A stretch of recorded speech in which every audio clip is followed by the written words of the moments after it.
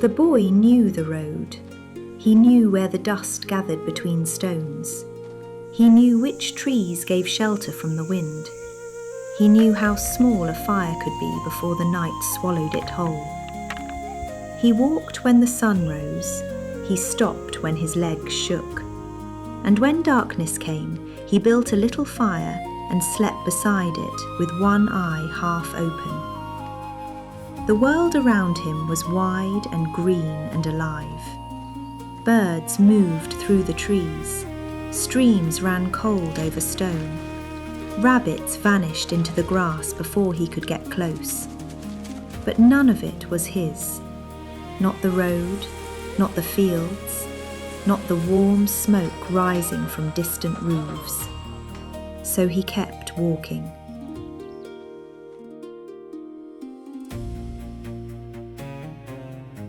Hunger was the one thing that always found him. It followed in the morning. It followed at noon. It curled beside him at night, closer than the fire. Some days he found berries along the hedges. Some days he drank enough stream water to make his stomach stop aching. Other days he hunted, or tried to.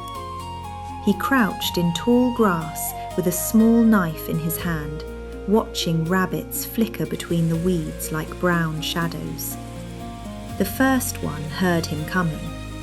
The second was faster than his throw. The third paused just long enough to look at him, as if it felt sorry for him. Then it ran too. The boy sat back in the grass, breathing hard. For a moment, he almost smiled. Almost. Then his stomach growled, and the road became serious again.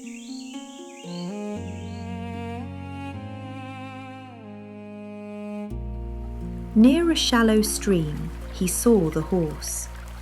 It stood half hidden among the reeds, thin through the ribs, mane tangled with burrs and rain.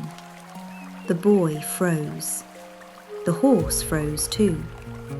For a long while, neither of them moved. He stepped away from the water. Then he pulled a handful of long grass from the bank and left it on a flat stone. The horse did not come close that day, or the next, but it stayed near, always far behind, always watching. On the morning when fog lay low across the road, the boy woke to find the horse standing at the edge of his camp. He held out his hand. The horse breathed warm against his fingers, and at last it lowered its head.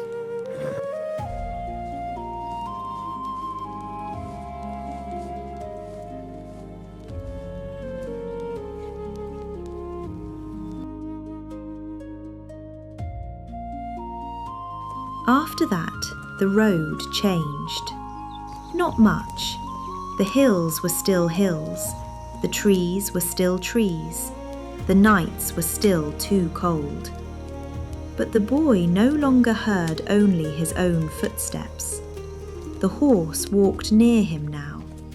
Not close enough to belong to him, but close enough that he smiled when he heard it behind him. He spoke to it sometimes.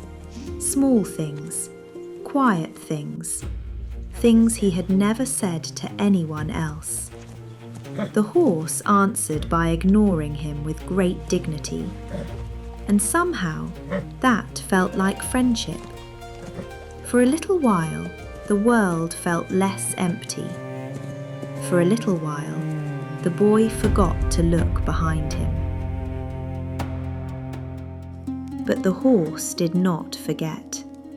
At dusk, its ears would lift, its breath would quicken, its eyes would fix on the trees beyond the firelight. The boy would turn. He would see branches, leaves, shadows, nothing more.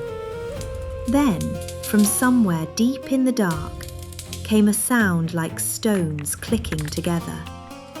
The fire would shrink. The horse would step closer. and the boy would sit very still, listening. Once, he found a flower crushed into the mud beside the road. Its stem was bent, its petals blackened at the edges. Beside it was a footprint, long, thin, almost like a hand. The boy stared at it until the wind moved through the grass. Then he stood, gathered his things, and walked faster.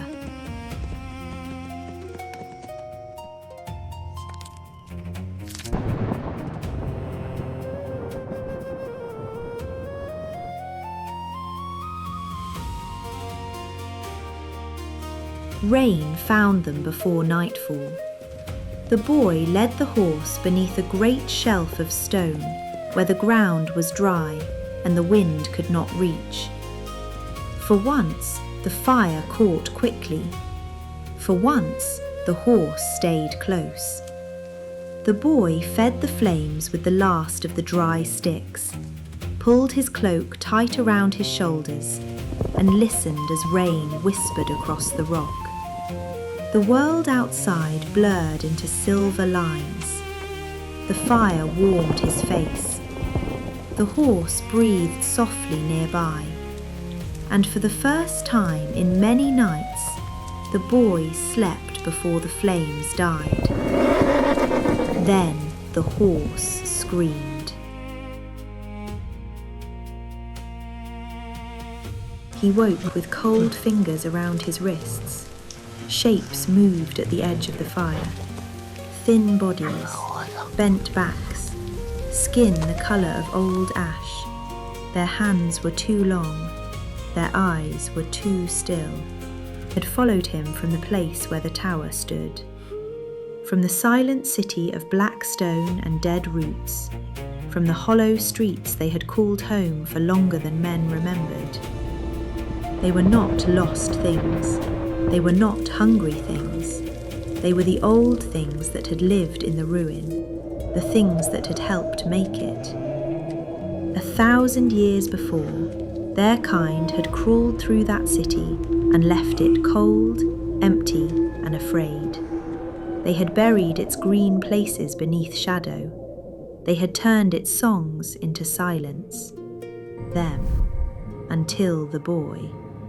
One small hand, one frightened breath, one impossible act of light, and everything they had made was undone.